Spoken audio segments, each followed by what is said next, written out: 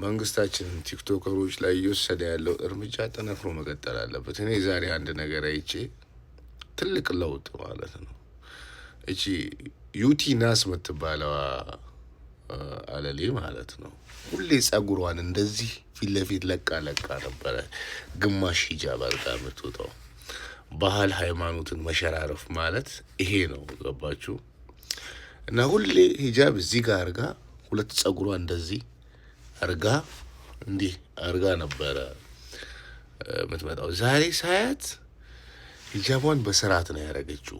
የኢትዮጵያ መዝሙር እየዘመሩ ነበረ እነ ራቺ ምናምን። ገብታችሁ እዩት፣ እንደው እዛ ቪዲዮ ላይ አለባበሳቸውን እዩ፣ ስርዓታቸውን እዩ፣ እንዴት ቀጥለጥ እንዳሉ።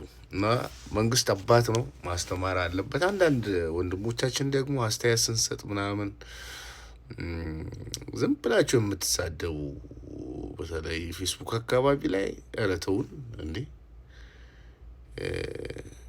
ኧረ ተውን በቃ። ምንድን ነው በተለይ የድሮ ዘመዶቻችን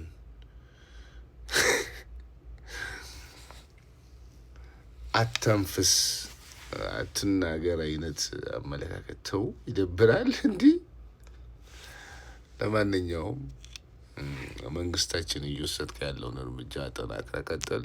እንደዚህ ጨዋ ማህበረሰብ እንጂ ባለጌ ማህበረሰብ መፈጠር የለበትም።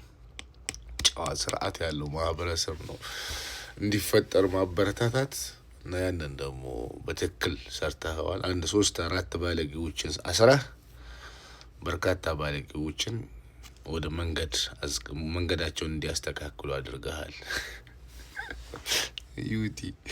ዩቲ ቀንዳሟ ዛሬ ቀንዷን ደብቃ ነው የመጣ።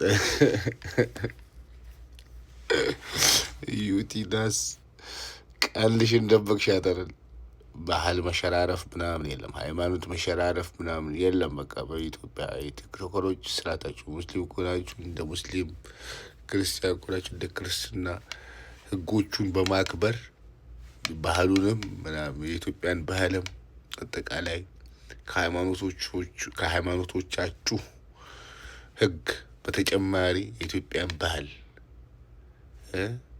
ሲጋምታ ምናምን ሰግጥ ፈመስ ምናምን ቀን ተብቅሎ እንደዚህ የለም። ስርዓትህን ይዘህ ትንቀሳቀሳለህ። ካልሆነ